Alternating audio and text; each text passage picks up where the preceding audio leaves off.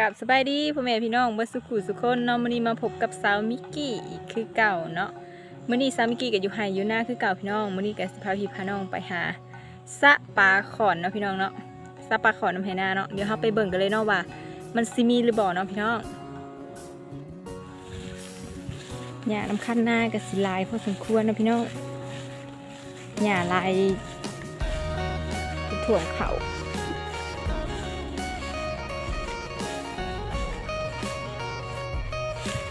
ปลาขอนพี่น้องนี่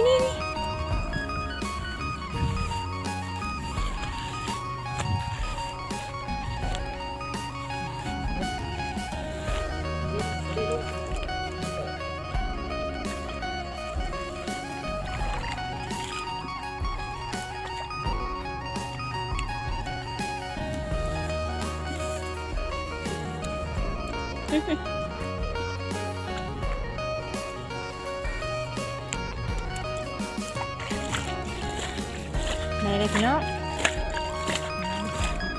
ปลาขาวน้อย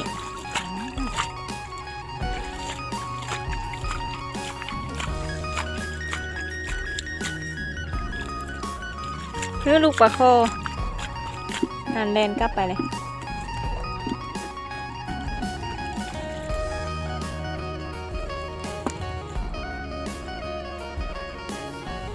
นี่ปลาขาว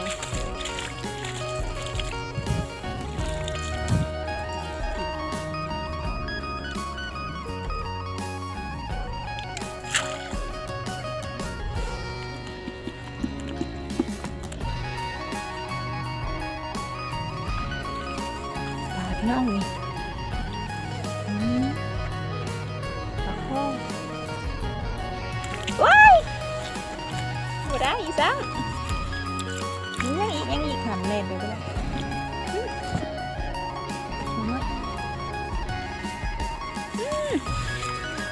ได้ไหมพี่น้องน้อยเดี๋ยวแม่ใส่สวี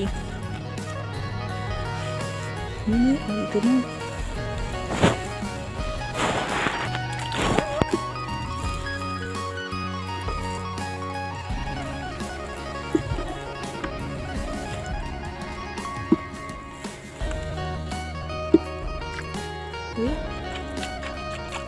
นับไปเร็ว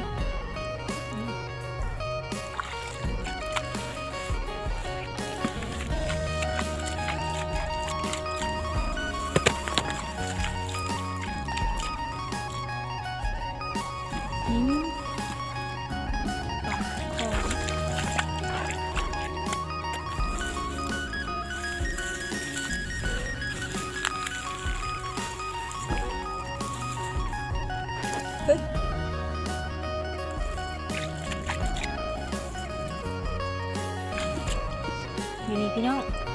ปล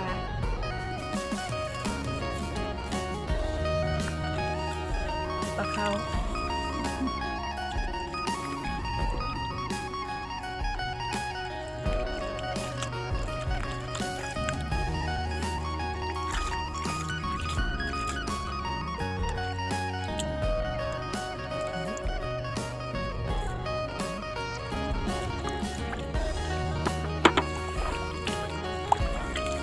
ไปครับบอก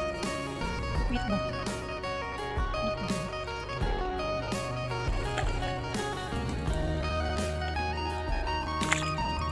นี่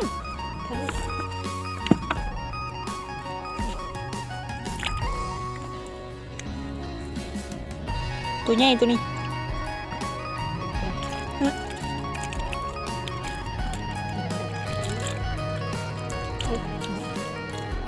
เอาไหม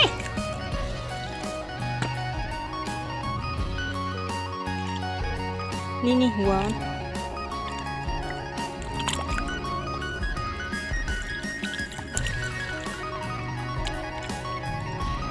ตัวใหญ่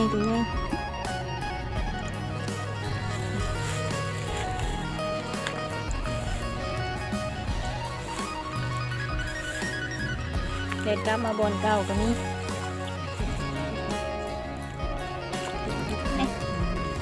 เดินไป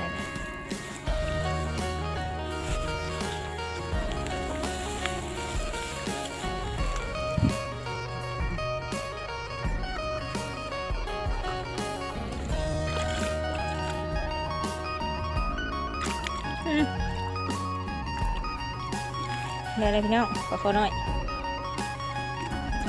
เด้อมีสวิงเด้อ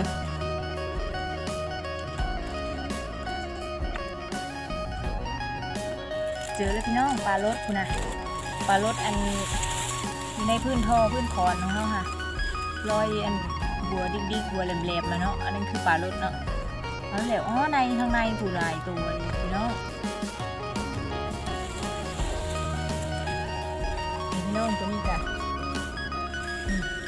ที่มันนอนอยู่ในขุมนี้เนาะเดี๋ยวเขาถ่าเอาสลิงมาเอาแล้วพี่น้อง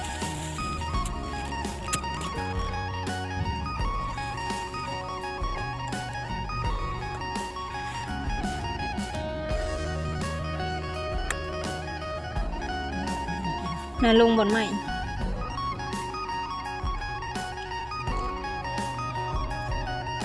ฮ่า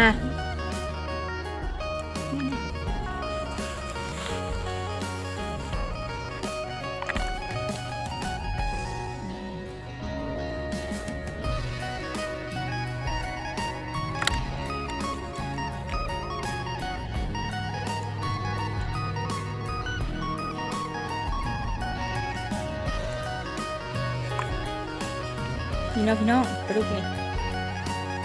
มีปลาพร้อมปลา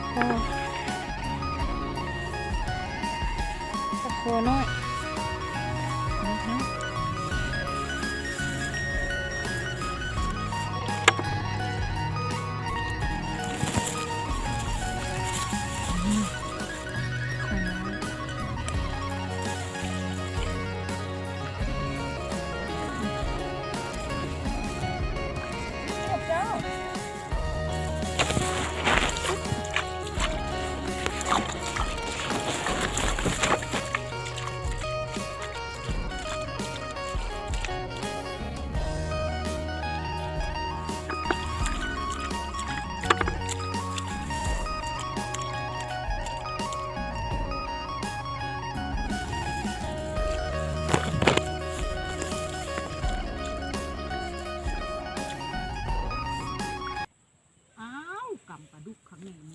นี่เนาะพี่น้องปลาของเฮากะได้หลายพอสมควรนะพี่น้อง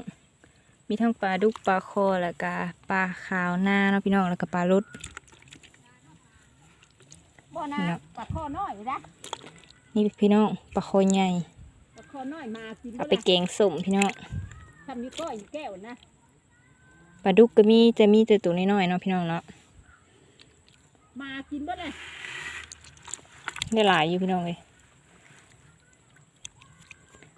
สำหรับคลิปนี้ก็ขอจบเพียงเท่านี้เนาะพี่น้องเนาะเนื่องจากว่ามันค่ำแล้วเนาะพี่น้องเนาะเป็นจังใดก็อย่าลืมกดไลค์กดแชร์เนาะพี่น้องกดติดตามเพื่อเป็นกำลังใจให้สาวมิกกี้เด้อพี่น้อง